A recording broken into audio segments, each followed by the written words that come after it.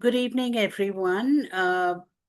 Welcome to the June 2026 webinar of the Research Committee 7 of the International Political Science Association on Women in Politics in the Global South. As we have done before the Seoul Congress, we begin a series of mentoring webinars with this one ahead of the Rome Congress in 2027 July, um, with the idea that for a lot of people, the prospect of attending a large conference is overwhelming. So, we want to talk about what it is that brings us back to these very large gatherings again and again, and what we get out of it, and what was fun, maybe what was a little less fun. And so, on that note, I have three people on the panel here today who've been to more than one IPSA Congress. And we're going to ask them essentially what it is that has drawn them to this particular gathering and how they pick their conferences, perhaps. I will do a quick introduction to the panelists. We have first Dr. Debora Thome, who is a political scientist, writer, feminist activist, and chairs RC19, our sister, the only other gender RC in IPSA on gender politics and policy. She is a professor of public administration and political science at IDP Brazil. Our second speaker is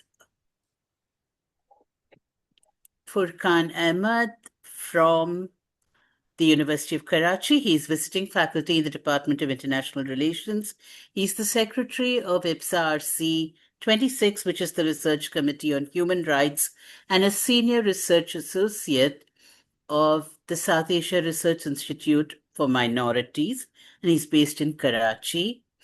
Our third speaker, who has not joined us yet, is a postdoctoral fellow at the University of Gorakhpur, Snigdha Tripathi, and she will join us in a few minutes. Okay.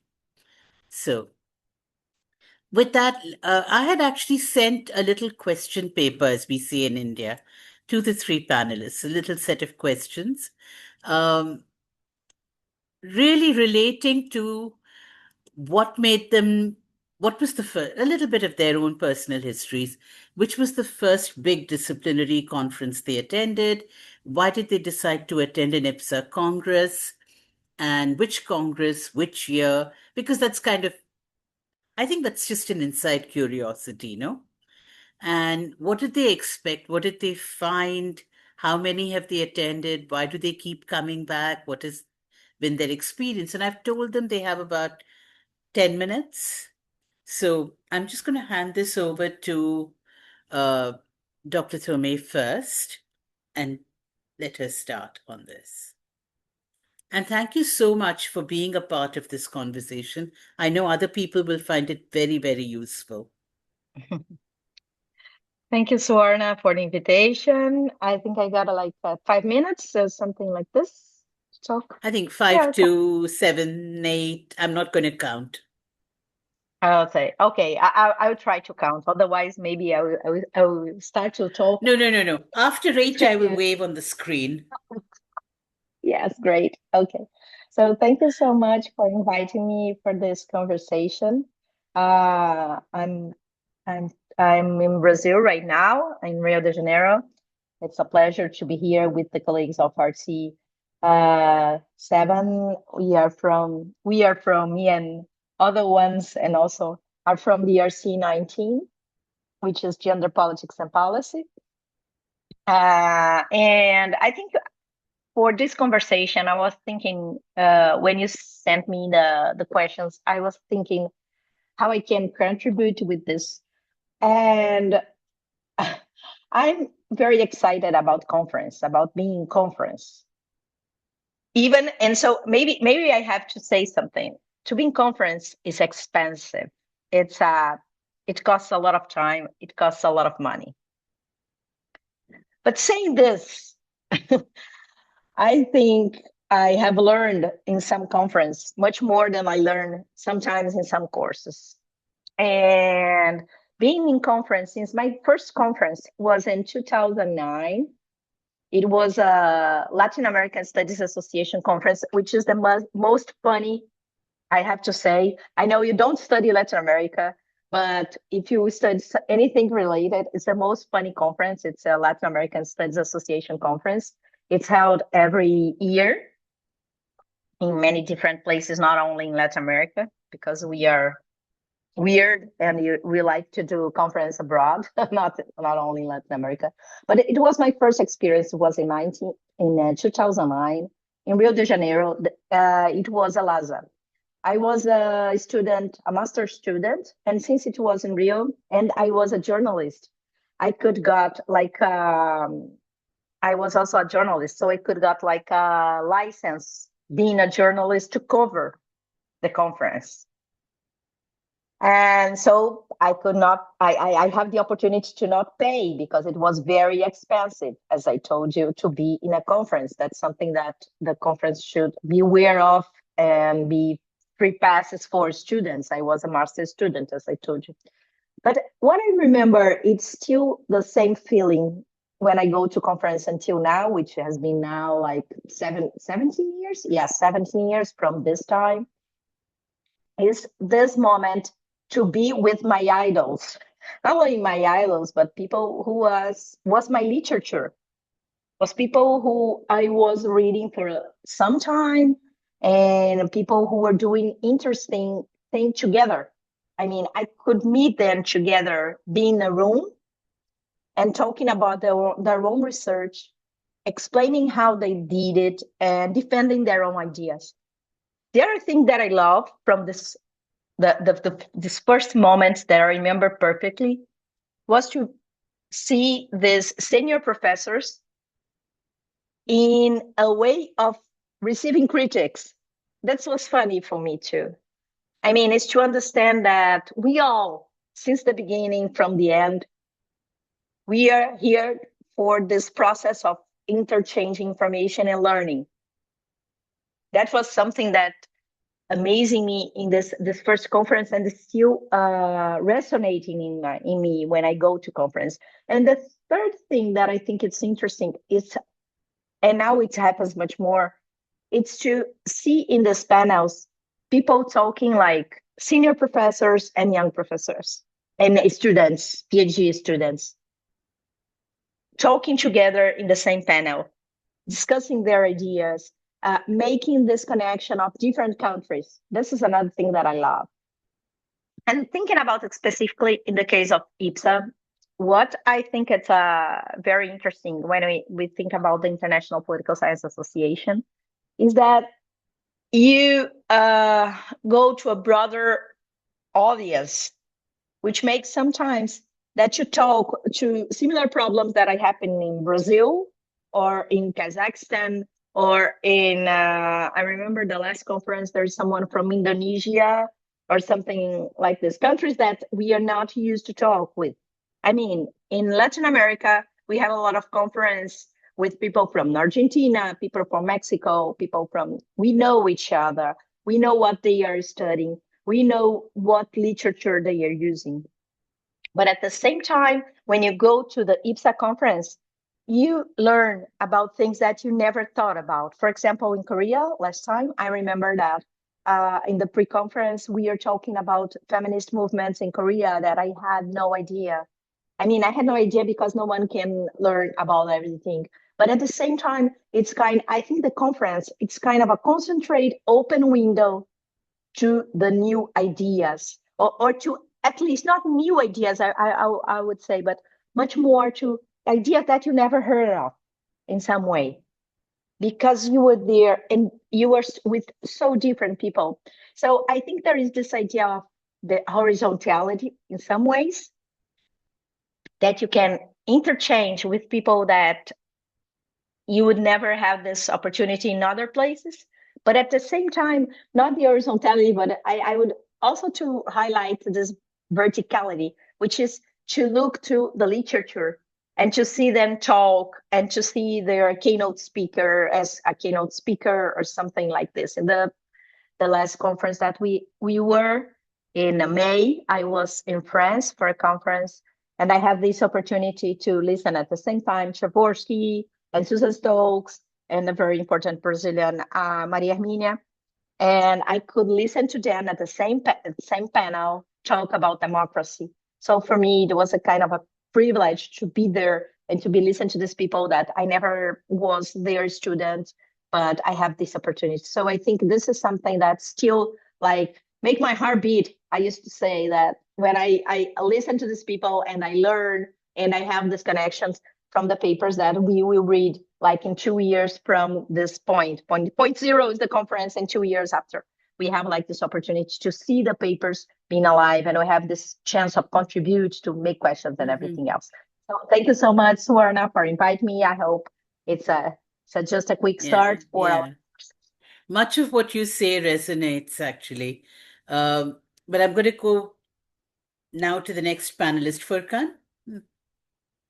Yeah, thank you so much, Swarna, first of all, for giving me this opportunity. And I would like to greet all our panelists a very, very warm welcome. I would like to second what Dr. Debora just said. Although I won't have a larger experience as compared to she has, my first ever large Congress was it was non-IPSA event. It took place in Kathmandu, Nepal. It was World Social Forum. It was my first ever international event that I participated in. Fortunately, as Deborah pointed out, that joining congresses cost a lot of money. And I was fortunate enough to get some sort of funding from my own employer. I was lucky enough to win a fully funded trip to join World Social Congress, where I was exposed to amazing people from different parts of the world, be it from South Asia. I've met a lot of friends. I made a lot of friends in Nepal from India as well, working on issues of minority rights, religion, freedom of expression, because the theme of that forum was another world is possible, right? So they wanted to create a space for people who could have inclusivity as well. Moving on, I was fortunate enough to join my first ever Congress that took place in Buenos Aires. It was not a physical one, it was virtual event where I was exposed to the research committees. I submitted my membership candidacy, and I was really intrigued to see how transparent and how carefully these research committees go in terms of selecting their board member, their secretaries, and all that. Moving on, I did serve well. I was elected once again for the position of secretary. It was again took place in Lisbon, but I was not able to join because there are a lot of drawbacks coming from Global South. You would have to face the brunt of visa rejection. The Schengen visa policy is very tough. You never know where they can pull you off. But I was fortunate enough to join that conference business meeting. I got elected as a secretary, and back in 2025, I was fortunate enough to get the visa of South Korea. And so where I was fascinated, flabbergasted, or whatever you put it, whatever the superlative categories or degrees you put it with, because this was for the first time ever. Again, I joined, I was able to join that Congress because I've got travel grant. I won a travel grant as well. And I've got also partial funding from my employer because we have a category where we open a competition where we people get selected on the basis of their yearly performances. So the experiences that I have, the experiences that I got from these conferences is massive. Uh, uh, Especially for the students. I mean, although you all are experienced enough to not to go through that process, specifically for the students, I would say joining congresses or conferences or it's not an easy task. You would have to invest yourself. You would have to make yourself available for the volunteer work, because these events or these memberships won't give you financial joys, but it will definitely give you an academic. It will open a lot of academic avenues for you. It will also open the doors for you to interact, exchange. People like Swarna, who is my mentor, I keep on telling her in our informal conversations as well. People like Dr. Yasmin as well, Dr. Debora. And one thing that I can tell, that one of my success story was joining of these conferences, that I got the chance to see His Excellency Mr. Ban Ki-moon in person, and when I have the opportunity to hand over the copy of my research journal where I'm working as a managing editor. So these things give you an extra joy. And obviously, as an early career researcher or academician or a scholar, uh, you get a lot of these selling points. See, you can. We are living in the age of social media at the moment, and you get to post a lot of these things. People look at your profiles. Thanks to LinkedIn, you see how many people have, or how many individuals have, or have visited your profiles. So, I mean, because of these scholarships, I am now teaching at Pakistan's biggest ever University of Karachi, and that too one of the oldest departments second oldest department in South Asia, Swarna. That's international relation that I'm teaching, and I'm very proud of going into that experience. And I remember when we had an orientation session with our students, my chairperson introduced me that we are lucky enough to have Furqan, because he has a lot of experiences working with scholars and industry experts. He will bring a lot of experiences for you. For those who are listening, I guess first you would have to dedicate yourself at least 10 to 15 hours per week to serve whichever membership or whichever committees you have joined. And one more thing, because of IPSA, I'm now working as the Director of Operations of International Association of Political Science Students, which is IEPS, which is a student body of political scientists, where I joined as a General Research Coordinator back in 2024. And I keep on serving them on different positions. I held the position of Global Partnerships Associate. So you will get to exposed to a lot of these things, but you would have to have consistency. You would have to have passion to serve the humanity. And so right now would second that.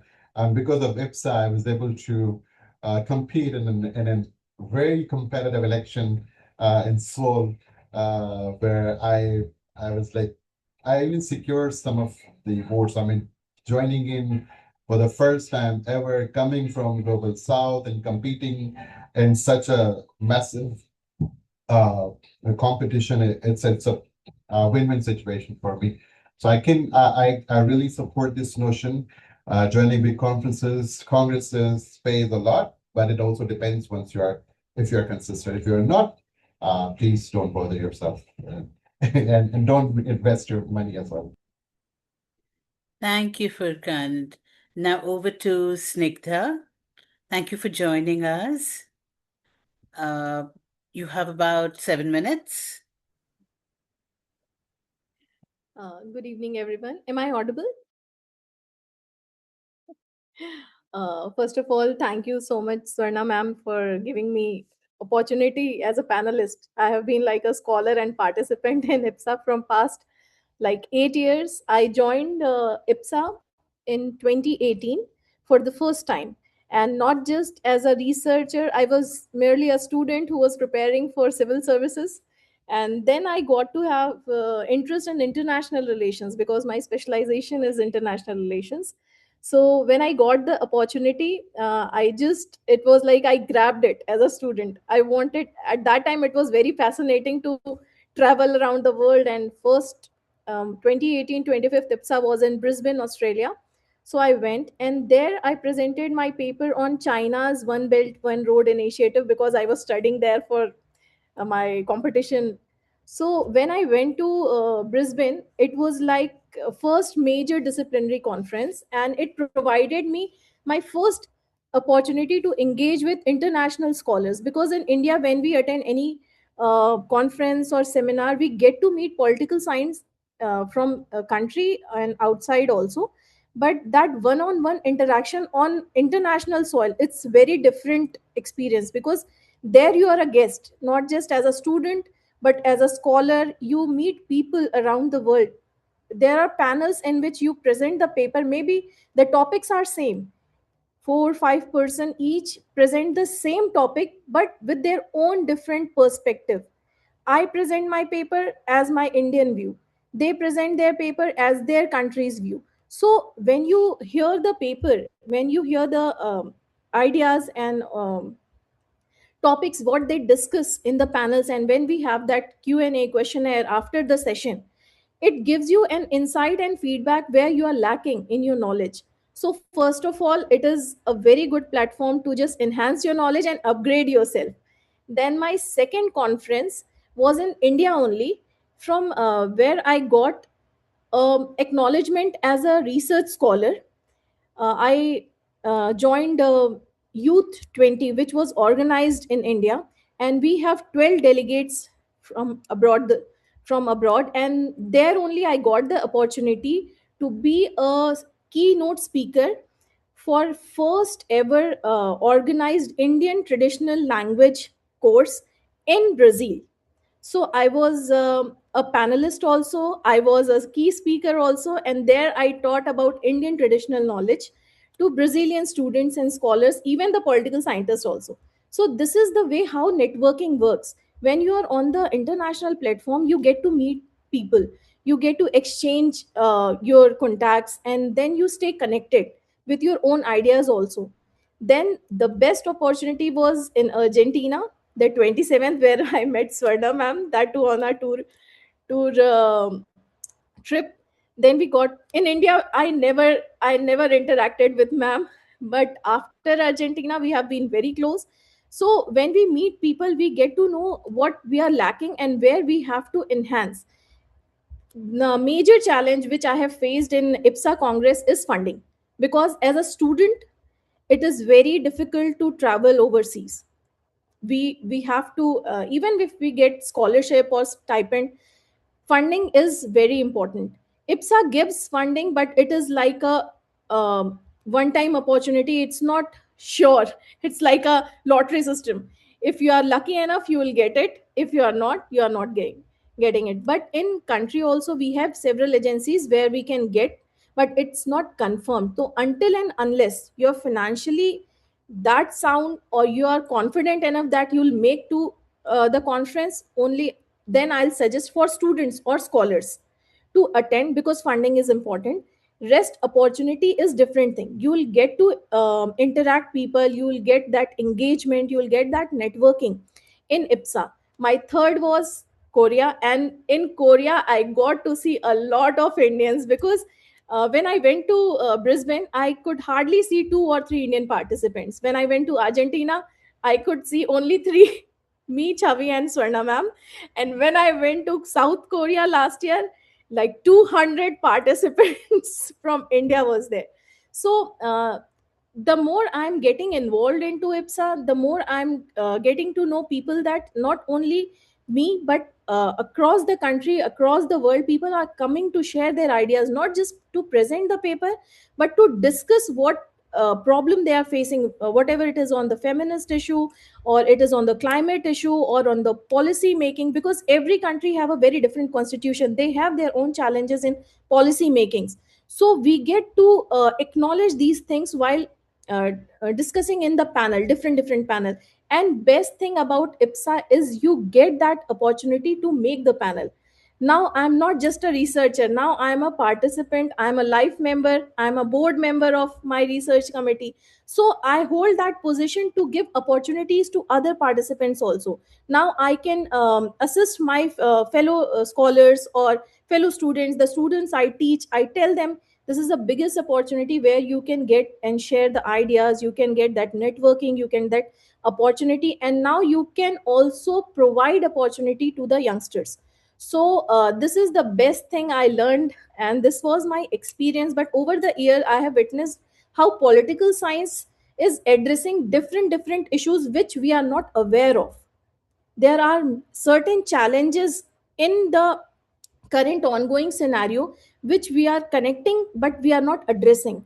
So academic networking activities are very good in IPSA. Last year we met His Excellency Ban Ki-moon in Seoul. We heard him, we met the president, and I personally met IPSA president, present and former. So interacting with these people who are just having that strong hold over a biggest organization, political science organization, which is so acknowledged internationally, it is a great opportunity.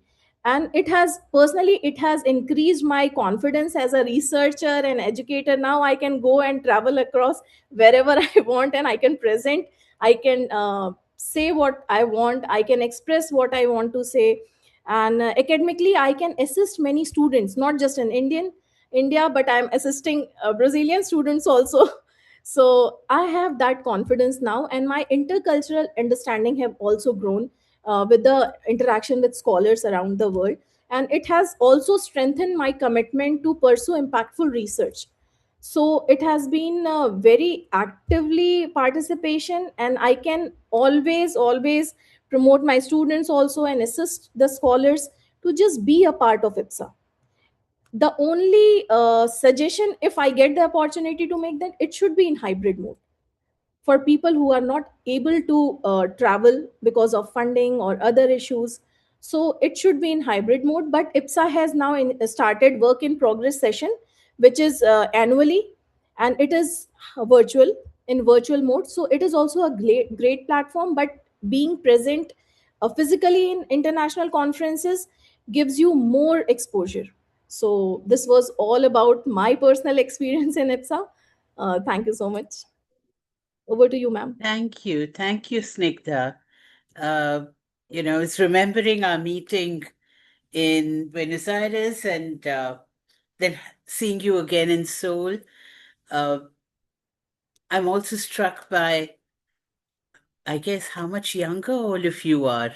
Not something I think about actively, but anyway, it's lovely. It's amazing how strategically you think, and how much planning I don't think I did all of this in such a systematic way. Much of what all of you say, Debora, Furqan, Snigdha, resonates with me as well. I'm going to invite someone who is not formally on the panel, but who came to Seoul, and is from our RC board.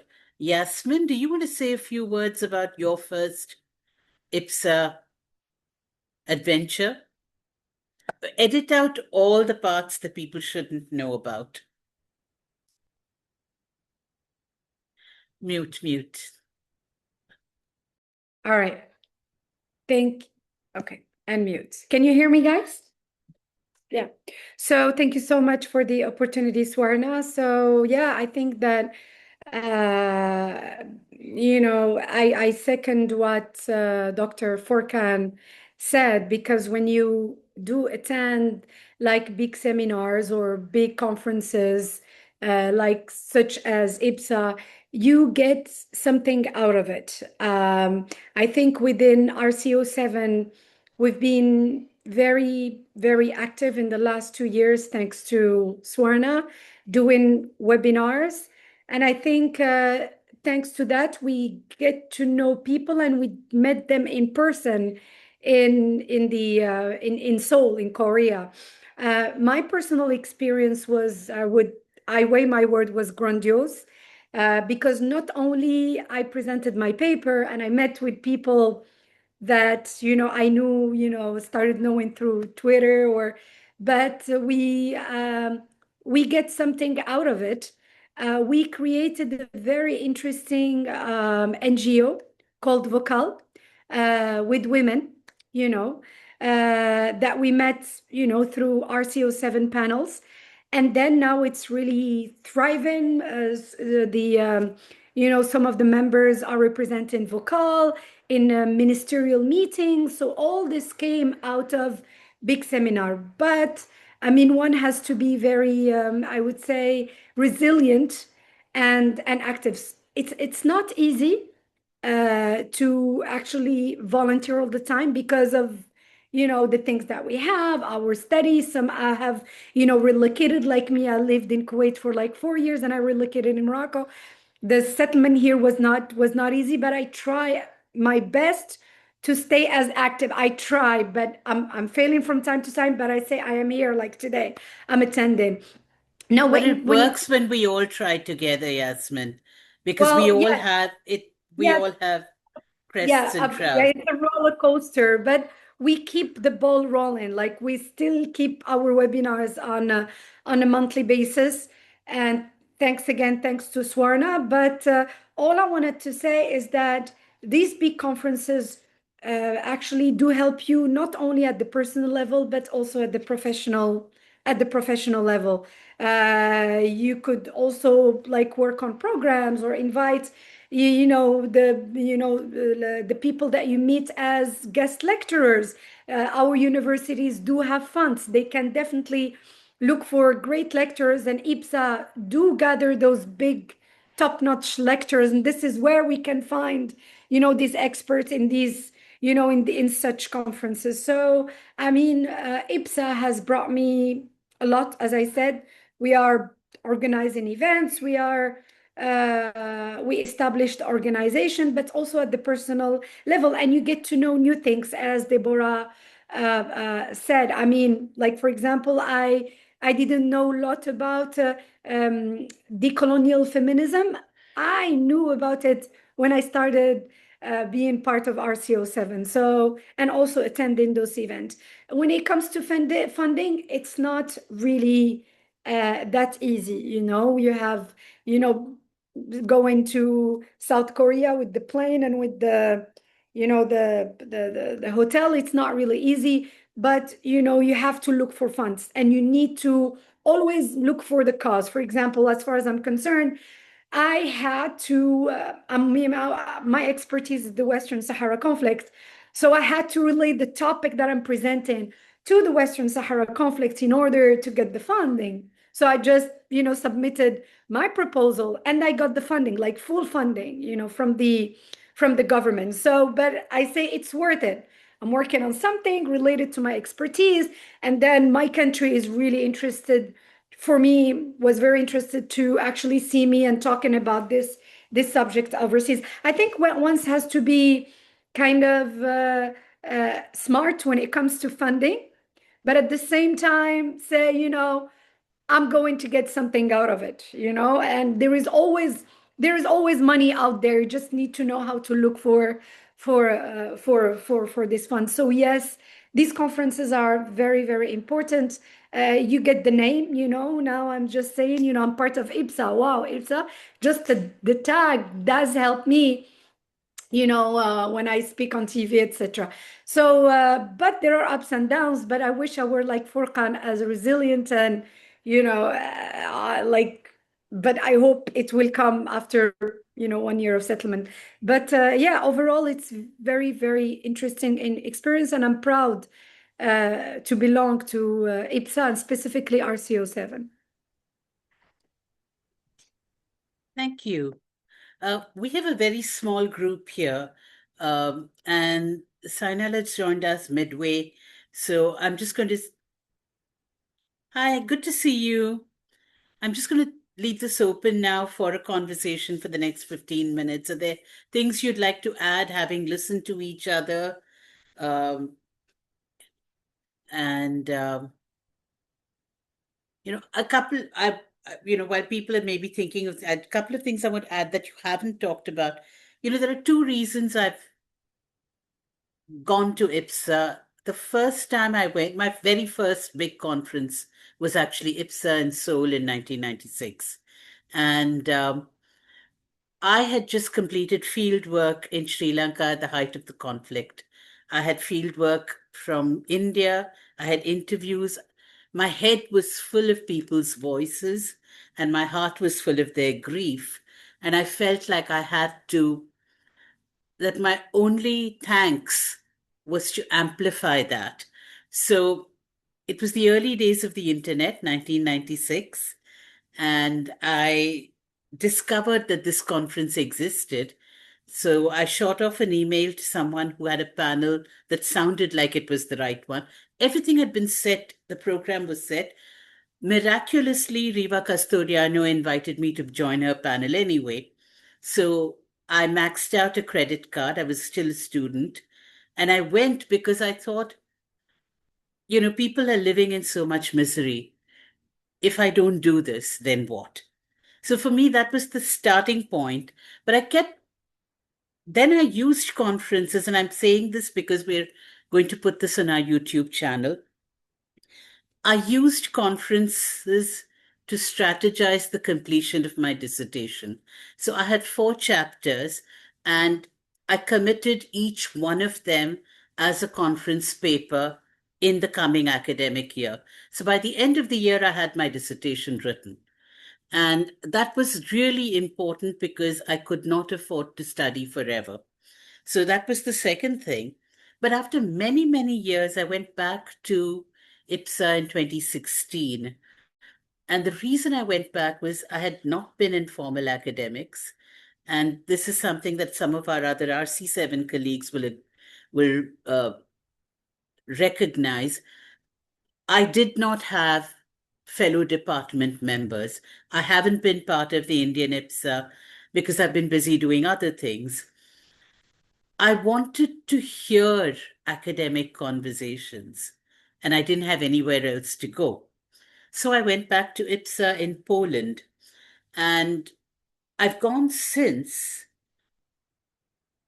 I'm ambivalent about the academic rewards, but the personal rewards are always great because you get to meet friends, you get to make new friends.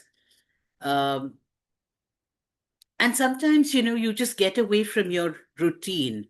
So it's time to sit in a corner somewhere with a coffee and think, which you don't get to do when you're at home. So I just wanted to put those out there as well as multiple reasons to attend a large conference. But now, having spent a few minutes and given you a chance to think of what else you want to say, I will turn the floor back to any of you that want to come. Yeah, thank you so much, Swarna, for bringing the academic perspective on how someone can use these conferences as a tool to complete their dissertation or say some sort of an assignment as well. Although it was for the first time for me to join that large gatherings, but then there is a lot of homework and dedication was involved in that. So I like you, I got the experience of exposing into the field work as well before joining these committees like IPSA and all that. I was exposed to work in the media development sector, which opened up my mind in learning about different thematic areas like gender. It was gender equality reporting. Like that's why that I was exposed how we can frame some of the jobs that female do, like air hostess. It's a small story, Like, I mean, we used to say female air hostess or something, or we don't have any connotation for a lawyer, like we used to call them. People still used to call them female lawyer or female doctor. I mean, these things also would give you, since we are covering it's RC07. So I guess I would also recommend or suggest that we also bring in some sort of a workshop where we can learn, having you or Yasmin as a mentor, to tell people on how to report when it comes to gender-based issues as well. So this is something that I wanted to uh, uh, emphasize on, and thank you so much, Dr. Yasmin, for acknowledging my resilience. I once again would encourage students, specifically early career researchers, those who are on the path of achieving something big. I mean, joining these conferences would pay dividend for you. Thank you. Debora, would you like to add? I'm thinking so many things when you think about this. I mean, Yeah. maybe something that comes to my mind at this time, thinking about this opportunities, because it was something that was resonating with me while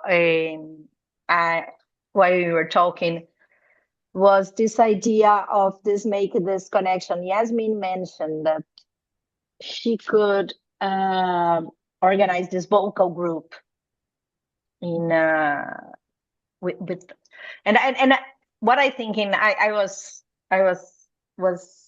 let me put my English together, because sometimes it's so difficult at early morning to organize the thoughts. But my point is, when Furqan mentioned that he got friends in conference, and you too, and also Yasmin said about this connection, and I remember that how it was important for my publications to be in conference, because in the conference I could find people who were studying similar things that I was studying in other countries. And this kind of networks that you can build in conference, it make the things much more, not only, I mean, I don't want to say strong, but it's more like you now have a broader group of scholars to interchange. It's the same thing that I was talking, but much more thinking about the people that we will know in these places. Because sometimes you feel like lonely. For example, I used to study gender bias and candidates, because my issue is women in politics, but much focused in female candidates. And it was something that I was paying attention, and no one in Brazil was looking for this specific topic. You're and off the video, off the camera, Debora. Can you I'm come sorry. back? It's here? It's fine for you now? No, a little bit more, please. More here? No? What's up? Yeah, that's fine. Yeah, because for me, I can see myself. It's probably something that Zoom does right now. That's focus and not focus. So I'm sorry. We can see you. Yeah, so perfect. Thank you. But my point is more to highlight this opportunity to see someone who are studying something that you were thinking about, and you did not have the opportunity to meet these other people in your. So I have like 10 of my co-authors I met in conference. People used to say that, Debora, it's a kind of I'm a huge fan of conference.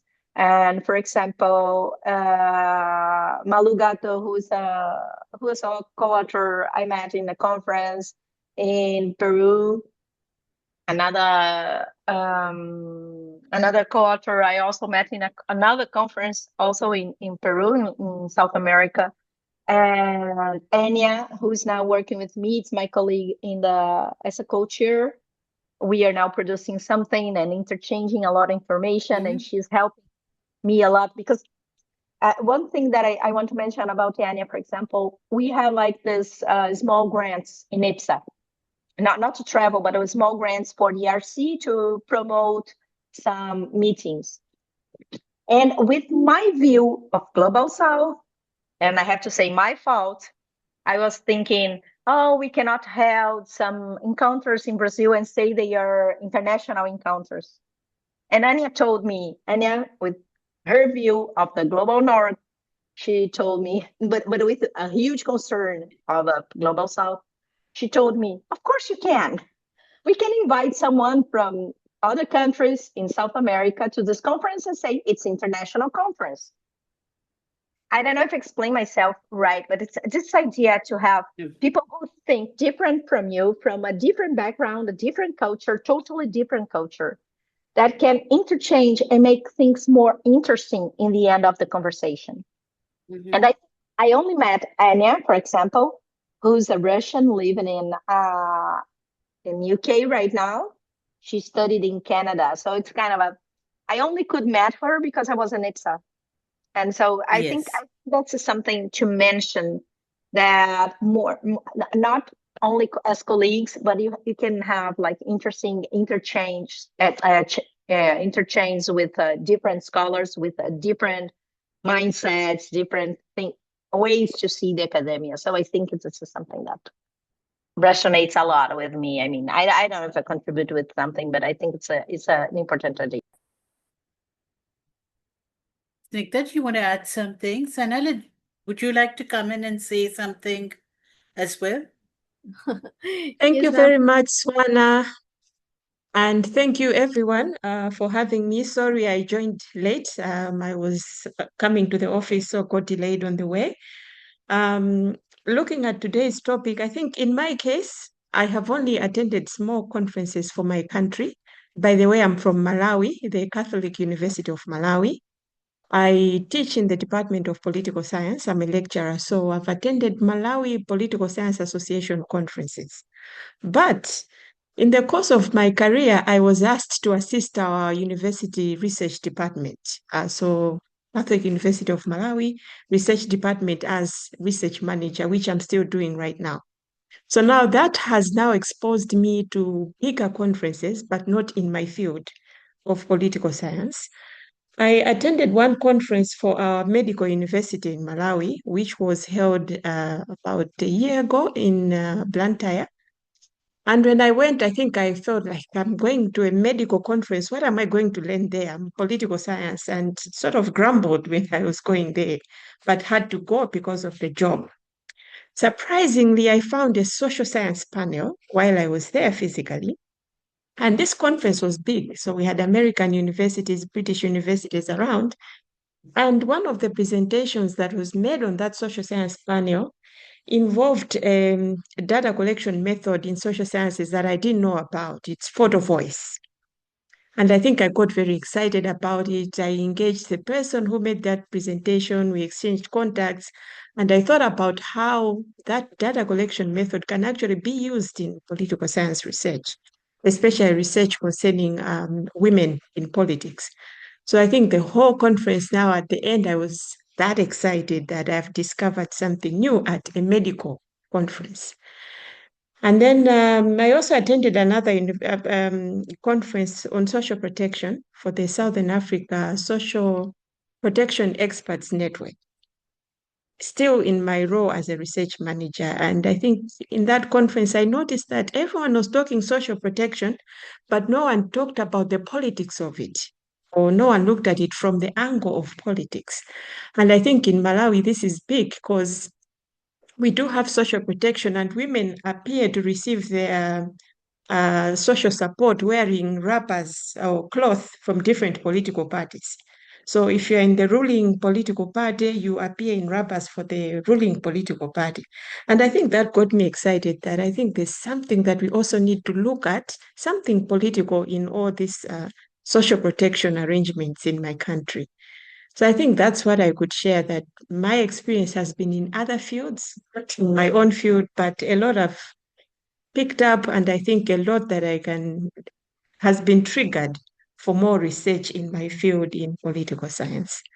I think that's my contribution. Thank you. I think that's actually a really good point, because we tend to think, I studied this discipline, this is what I have to attend.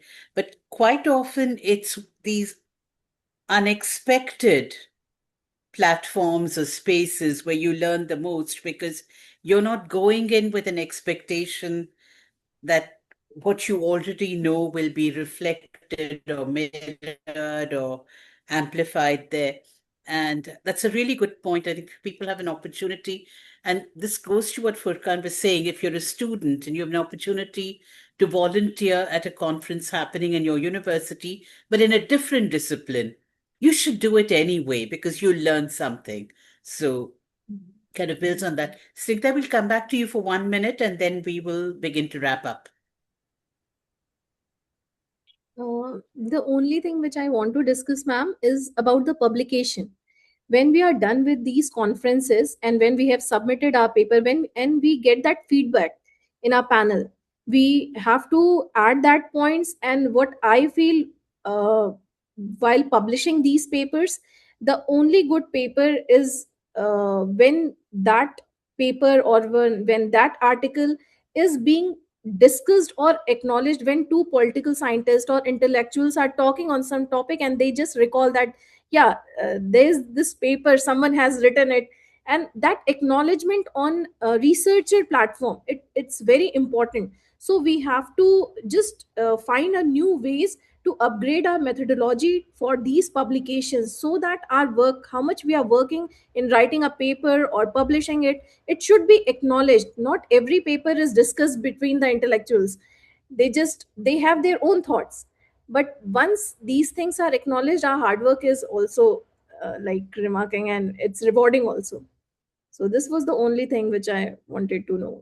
That's good, because actually what happens after the Congress or after the conference, usually the next point for an academic is publication or a publishing project. So that's a good point. We have a tradition in the RC of starting and finishing on time. And I see that we're 1 minute short of closing time. So I will start wrapping up.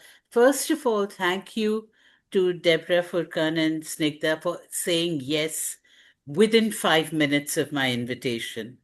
I'm very grateful to you because that was a very encouraging start to our pre-Congress mentoring series. The next in this will be in August, in the same slot, third Wednesday of the month, 1200 UTC, 5:30 Indian time, when we will talk about how to decide on how to submit a paper proposal, how to put a panel together, and actually how to think strategically about where the Congress or any conference fits in your academic journey. So that's for August. And I think that of the four, that might be the most substantial for most early career people. You know that you were, after listening to all of you, I'm thinking, maybe Rome, huh? So I think there's a film that finishes, right? An old film, way before all your time. See You in Rome, or Rome next year this time. There's some film, some Hollywood film that finishes like this. Debora, do you have a recollection of it from looking at classic movies? Anyway, so I will see you, if not in Rome, in July, same slot, same place, at the next RC07 webinar. And thank you all. Thank you. Bye. Thank you so much, Swarna. Thank you, Bye-bye. Swarna. Thank you. It Bye. was a pleasure to be here. Bye bye. Great connecting with you all. Thank you.